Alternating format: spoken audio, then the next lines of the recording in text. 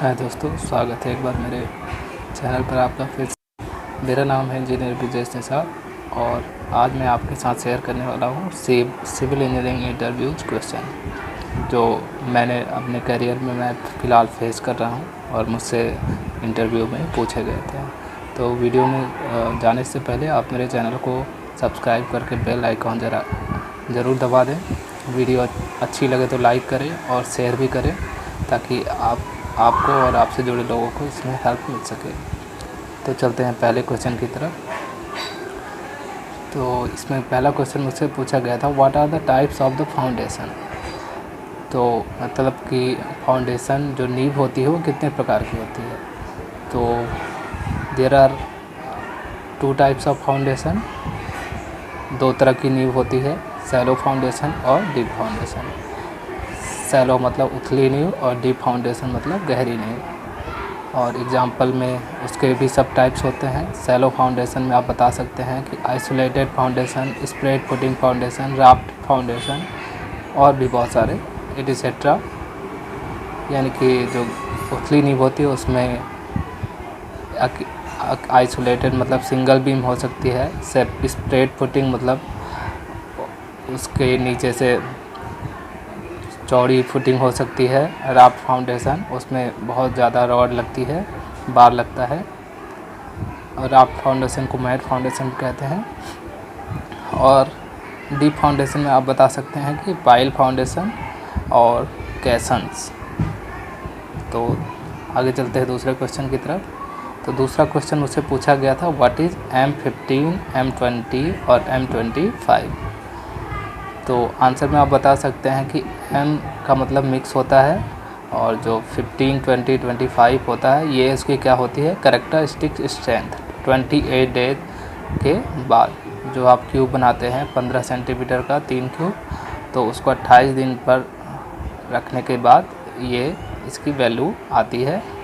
और आप इसका रेशियो भी बता सकते हैं कि M15 का रेशियो जो होता है 1:4, 1:2:4 यानी 1:2:4। M20 का 1:1.5/3 यानी 1:1.5/3।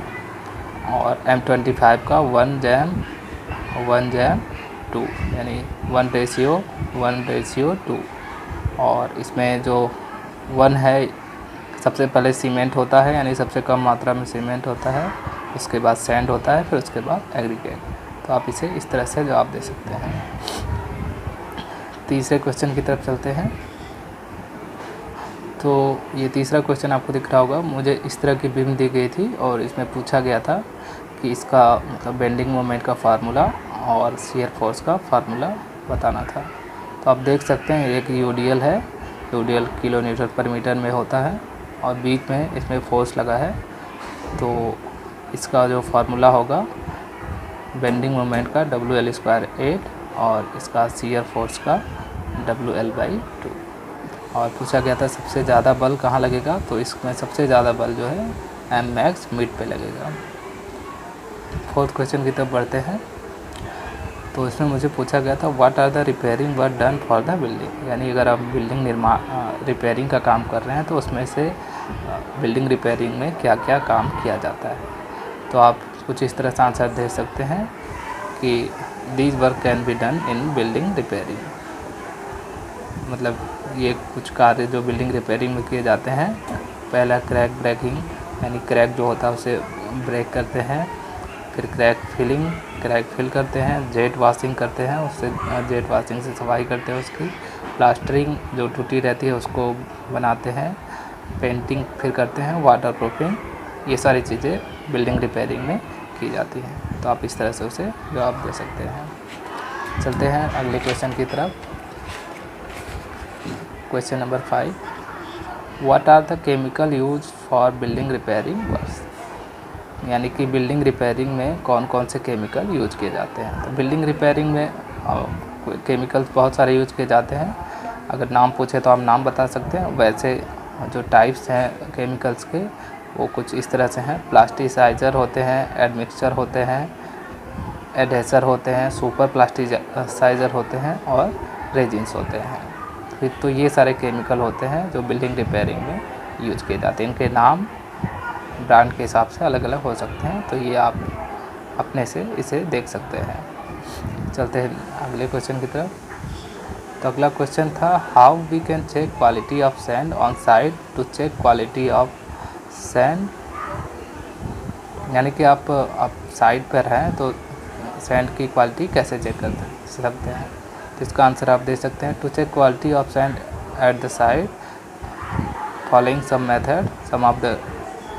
इससे बहुत सारे मेथड होते हैं, इसमें से मतलब आप कुछ 2 मेथड इस तरह से बता सकते हैं। पहला जो मेथड है, take a pinch of sand and test it, मतलब कुछ रेत हाथ में उठाइए और उसे टेस्ट कीजिए। If tested salty then there exist salt in sand, मतलब अगर आप टेस्ट करने पर उसमें साल्टी महसूस होता है, नमक की तरह महसूस होता है, यानी कि उसमें वो जो है सैंड सही नहीं है, उसमें नमक है और जो कि नहीं होना चाहिए। दूसरा मेथड आप ऐसे चेक कर सकते हैं, take sand and rub it against in the fingers, यानी थोड़ा सा बालू लीजिए, उससे अपने उंगलियों के बीच में रगड़िए। इफ़ फिंगर आर स्ट्रैंड, यानी उसे खुरदुरा महसूस होता है, it indicate that the contents अर्थी मटेरियल, या चिपचिपा महसूस होता है तो आप समझ जाइए कि इसमें कुछ अर्थी मटेरियल मिले हुए हैं। तो आप इन 2 तरीक़ों से सैंड की क्वालिटी चेक कर सकते हैं। बाकी उसकी कलर और इत्यादि से भी आप उसकी क्वालिटी चेक कर सकते हैं। अगला क्वेश्चन जो मुझसे पूछा गया था कि कन्वर्जन करना था यूनिट का, कि 1 मीटर में कितने सेंटीमीटर होते हैं, फिर कितने एमएम होते हैं, 1 लीटर में कितने मिलीलीटर होते हैं, 1 केजी में कितने ग्राम होते हैं। तो 1 मीटर में आप सबको शायद पता हो 100 सेंटीमीटर होते हैं और 1000 एमएम होते हैं। 1 लीटर में 1000 ml होते हैं और 1 केजी में 1000 ग्राम होते हैं।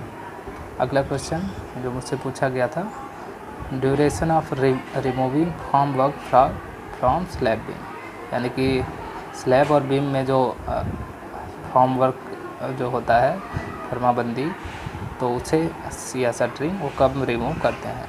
तो वैसे तो इसमें बहुत सारी कंडीशन है, नॉर्मल कंडीशन में और बहुत सारी कंडीशन के लिए अलग अलग डेज होते हैं, लेकिन नॉर्मली स्लैब के लिए 7 डेज होता है फॉर्म वर्क का रिमूव करने का, और बीम के लिए 14 दिन का। इसके भी बहुत सारे सब टाइप्स है, तो उससे और जानकारी के लिए आप इसे जान सकते हैं। अगला क्वेश्चन जो मुझसे पूछा गया था, what are the work of construction manager on site, यानी जो कंस्ट्रक्शन मैनेजर होता है साइट पे उसका क्या काम होता है। तो कंस्ट्रक्शन मैनेजर का कुछ काम होता है, 2-3 काम आप उसे आप दे सकते हैं। He manages the project object required to complete work, यानी कि जो साइट पे जितने भी ज़रूरी चीज़ें होती हैं उनकी ज़रूरतों को मैनेज करता है कौन, कंस्ट्रक्शन मैनेजर। दूसरा, he manage the cost spend on the construction work, यानी कि जो लागत आती है कंस्ट्रक्शन वर्क में वो भी कंस्ट्रक्शन मैनेजर ही उस पर मैनेज करता है। Third, he has to coordinate and manage the from start to finish, यानी कि उसे शुरू से अंत तक लेकर सभी को कोऑर्डिनेट करके लेकर चलना पड़ता है। तो ये 3 मेन जो काम होते हैं कंस्ट्रक्शन मैनेजर के होते हैं। अगला क्वेश्चन जो मुझसे पूछा गया था, curing time for construction work. तो नॉर्मल क्योरिंग टाइम तो हॉट वेदर के लिए 7 डेज़ होता है और वेट वेदर के लिए 14 डेज़। तो वीडियो देखने के लिए आप सभी का बहुत धन्यवाद। अगर आप मेरे चैनल पर नए हैं तो चैनल को ज़रूर सब्सक्राइब करें, और भी ऐसी मैं इंटरेस्टिंग वीडियो इंटरव्यू से रिलेटेड और अपने एक्सपीरियंस आपके साथ शेयर करूँगा। तो मिलते हैं आप सबसे नेक्स्ट वीडियो में, तब तक के लिए धन्यवाद।